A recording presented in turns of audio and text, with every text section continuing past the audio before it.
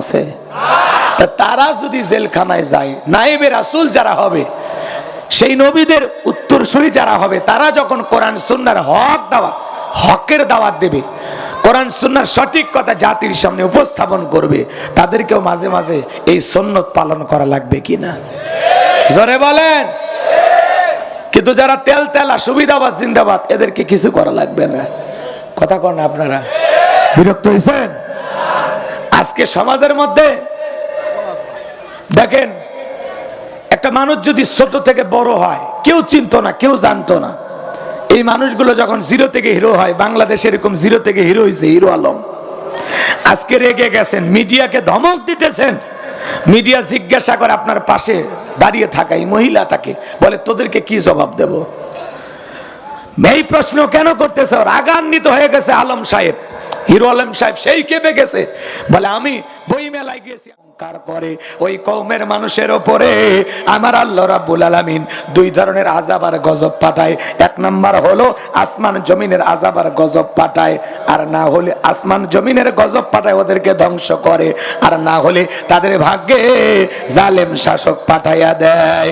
নবী দানিয়েল সুন্দর করে বুঝাইলেন, কওমের মানুষেরা কোনোভাবে দাওয়াত গ্রহণ করলো না। আল্লাহর নবী দানিয়েল আলাইহিস সালাম যখন তাদেরকে দাওয়াত দিলেন, কোনো মতে যখন তারা দাওয়াত গ্রহণ করলো না, ওই কওমের মানুষের উপরে, ওই জাতির উপরে আল্লাহ রাব্বুল আলামিন তখন বাদশা বখতেনাসরকে চাপায়া দিল। বাদশা বখতেনাসর ক্ষমতার চেয়ারে বসার পর ওই দেশের হাজার হাজার মানুষকে গ্রেফতার করলো। শুধুমাত্র তাই নয়, নবী দানিয়েল সাল্লামকে পর্যন্ত জেলখানায় গ্রেফতার করলো। এইবার আল্লাহ নবী কোন জায়গায়? আরো আস্তে কর, কেউ শুনতে পারে, আরো আস্তে কর।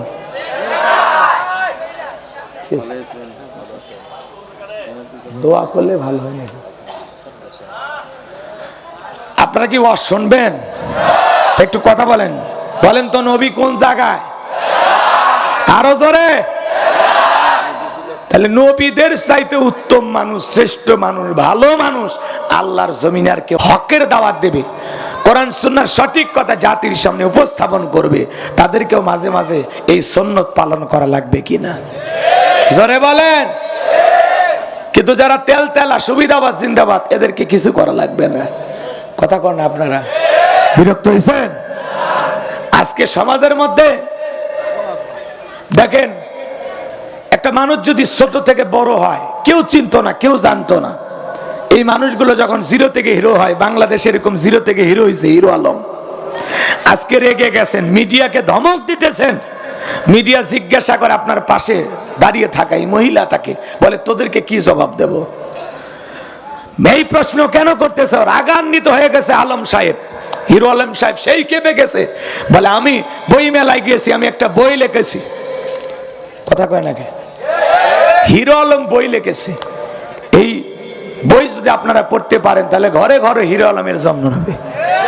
হিরো আলমের ইতিহাস আপনারা শিখতে পারবেন এবং এর থেকে বহুত সব পাওয়া যাবে ইনশাআল্লাহ।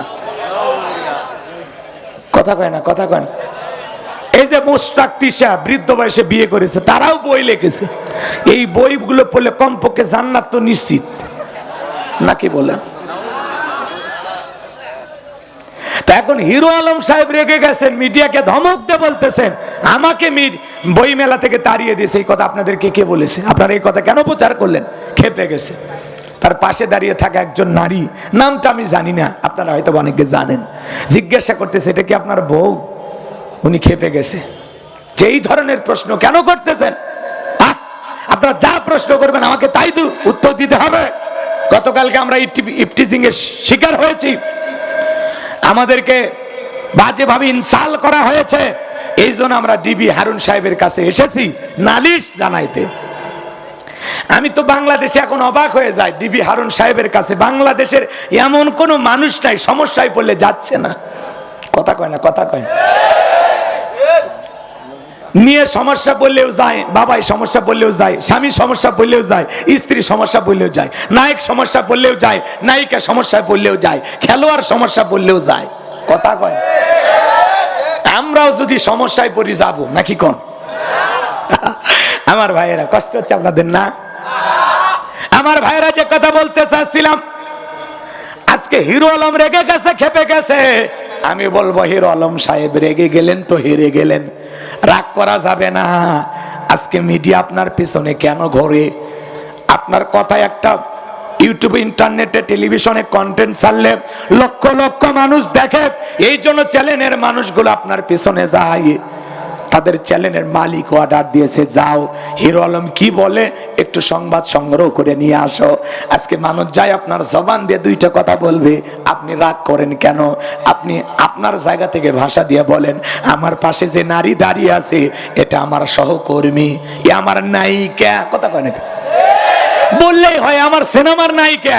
আপনি তো নায়ক হিরো আলম নাকি? তা আপনি বলেন এটা আমার জীবনের নায়িকা, ব্যাস যথেষ্ট। আপনি রাগ করেন কেন? রাগলে সমস্যা। কথা কন ঠিক কি না? রাগ করছেন আপনারা? তো হিরো আলমের ভক্ত এলাকায় আছে না নাই? চেনেন তো নাকি বলেন? সে গান না জানলেও শিল্পী, নেতা না হলেও এমপি নির্বাচন করে, মাঝে মাঝে আলোচনায় থাকে। এইবারে নতুন ভাবে আবিষ্কার হয়েছেন, লেখক হিসাবে বই লিখেছেন। 21-এর বই মেলায় তার বই পাওয়া যাচ্ছে, খুব দ্রুত সংগ্রহ করবেন। আমার ভাইয়েরা রাগ করছেন? কষ্ট হয় আপনাদের? কষ্ট দেব না। আসলে কি ভাঙ্গা বাজারে চাঙ্গা ওয়াজ করা খুব কঠিন। মানে একবার যদি এলোমেলো হয়ে যায় আবার সেই গতি তোলা, এটা তো আর মেশিন না যে স্টার্ট বন্ধ করলেন আবার কিছুক্ষণ পর চালু করলেন। এটা একটা মানুষ, আমার একটা গতি আছে। আর আজকে একবার না, দুইবার না, তিনবার বৃষ্টি হয়েছে।